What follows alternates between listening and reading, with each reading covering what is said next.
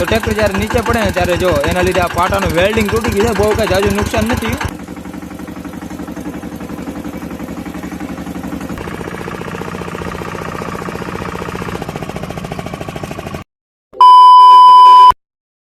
તો ભાઈ સ્વાગત છે તમારું પોતાનું ફરીવાર આપણા ચેનલ લાઈનના બ્લોગની અંદર. અને જો અત્યારે ઢીલા જાઉં છું ખાતર વાવવા માટે. 1 કલાકથી બળ કરતા હતા ભાઈ, ત્યારે ખાતરની ઉગાડી ફિટિંગ થઈ છે, બધું વીકેલું હતું, આપણે ફિટિંગ કરી દીધું છે. અને અત્યારે જોઈ ઢીલા અત્યારે જાઉં છું ખાતર વાવવા માટે. તો વરણી આપણે પાછળ છોડી લીધી છે, અને જે આપણે થડો કાપ્યો હતો ને થડો અત્યારે આપણે પાછો ફિટિંગ કરી દીધો છે, કારણ કે પાટલા મોટા છે. ખેતરે જઈને ખબર પડે મોટા છે કે નહીં, બાકી તો પાછા ખોલવા પડશે. જો પાટલા નાના છે તો પાછા પાટલા ખોલીને બધું કરવું પડશે. અને જો અત્યારે ફૂલ ઉતાવળ છે એટલે ટ્રેક્ટર જવા દઉં છું, કાંઈ ઘા રોદા કાંઈ જોવાનું થતું નથી. હાથથી પર થઈ લીધું, અને આપણે લીવર થોડુંક બાંધેલું છે એટલા માટે બહુ ભાગતું નથી.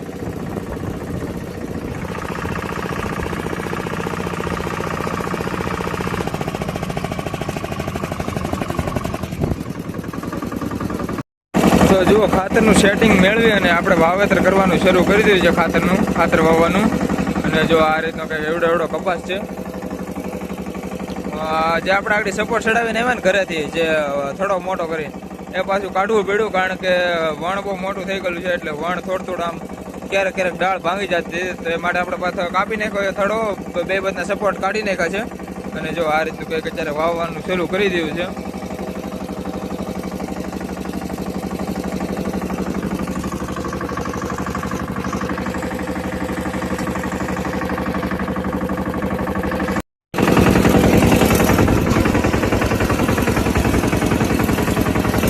અત્યાર લગીને આપણે ડીએપી અને ઉરિયા બે ભેગું કરીને વાવતા હતા, પણ એમાં એક પ્રોબ્લેમ થતો હતો. 2 ખાતર ભેગા થાય ને જ્યારે આવતી સિઝનમાં પણ ત્યારે એવું થતું, 2 ખાતર જ્યારે ભેગા થાય ને ત્યારે ઓગળી જાય અને ખાતર એને બરોબર ઉતરે જ નહીં. ગમે એટલે ઓલા રોટરું હોય ને સંધાઈ જાય, એટલે સાફ કરવી પડે, અને એ પ્રોબ્લેમ શરૂ ને શરૂ રહે. એટલે જો હવે આપણે એકલું ડીએપી કરી નાખ્યું, ઉરિયા થોડું કાઢી નાખ્યું, કારણ કે 2 ખાતર ભેગા થતા એટલે નીકળું ઓગળતું હતું અને રોટર જામ થઈ જતી. એટલે હવે જો ખાલી આપણે ડીએપી વાવીએ છીએ.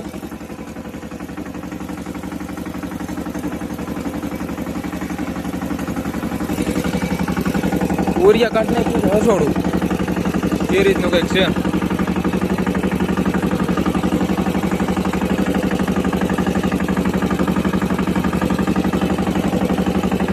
એની માને પાણો આવી ગયો ટાયર આગળ, હાથ ફગવી નાખે રસોડો. ખાતર આપણે એક ઉતલ મારીને ત્યાં એક પેટી ખાલી થઈ જાય, એ રીતનું કંઈક ખાતર ઉપાડે. અને જોવો લાંબો સાહ છે ઘણો, ખાલી આમાં પટ્ટો છે પણ નાનો એવો, પણ એમ લાગે કે ઓછું હોય છે, પણ છે 10 વીઘાનો પટ્ટો. આમ લંબાઈ વધારે છે અને પહોળાઈ ઓછી છે, એટલે જમીન વધારે છે, લાંબો પટ્ટો છે, સાહ બહુ લાંબો છે. તો હાંકવાનું પૂરું થઈ ગયું છે, અને જો અત્યારે 8:30 જેવો સમય થયો છે, અને અત્યારે જાઉં છું ઘરે. બરોબર, આજે છે ને ખાતર વાવવામાં તકલીફ એટલી પડી ને કઈ વાત પૂછવામાં, કારણ કે પવન એટલો હતો ને કે જેના લીધે ખાતર ઓગળી જતું હતું અને ખાતર એરતું હતું, એટલે ખાતર વાવવામાં બહુ તકલીફ પડી છે. અને જો અત્યારે છૂટો થઈ ગયો છું. હવે આજે આખોથી બહુ માથાકૂટ કરી થઈ, આ બધું કામ પોસિબલ થયું છે, અને અત્યારે ભાઈ જાઉં છું ઘરે. જુઓ આજે ભાઈ કંટાળી ગયો આખો દિવસ, કારણ કે સવારમાં પેલા હાંકવા દો ને તો ત્યાં ગારો બહુ હતો, આમ ટ્રેક્ટર દબાતું એ રીતનો ગારો હતો. અને અત્યારે વાવવા ગયો તો આ ખાતરનો પ્રોબ્લેમ. આજનો દિવસ ભાઈ બહુ ખરાબ ગયો છે, પણ કાંઈ વાંધો નહીં, આપણું થઈ ગયું છે. આપણે 8 થી 9 કલાક જેવો આજે ખેંચી લીધું, એટલે વાંધો નથી આવ્યો. આપણું થઈ ગયું છે, વાંધો નથી.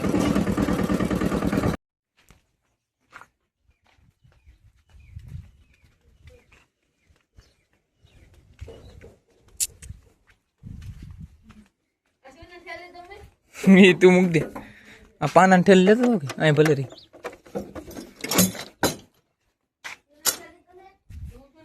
હાલે નહીં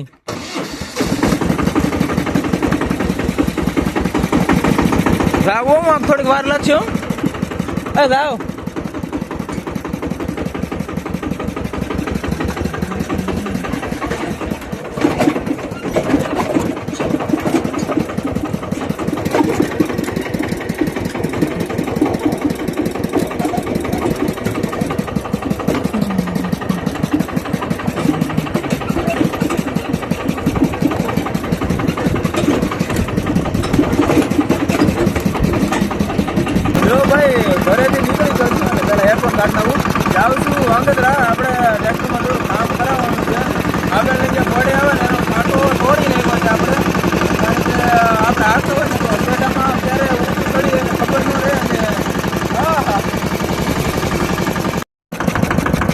પહેલા હું તમને બતાવી દઉં તો તમને ખ્યાલ આવશે કે શું કરાવવાનું છે.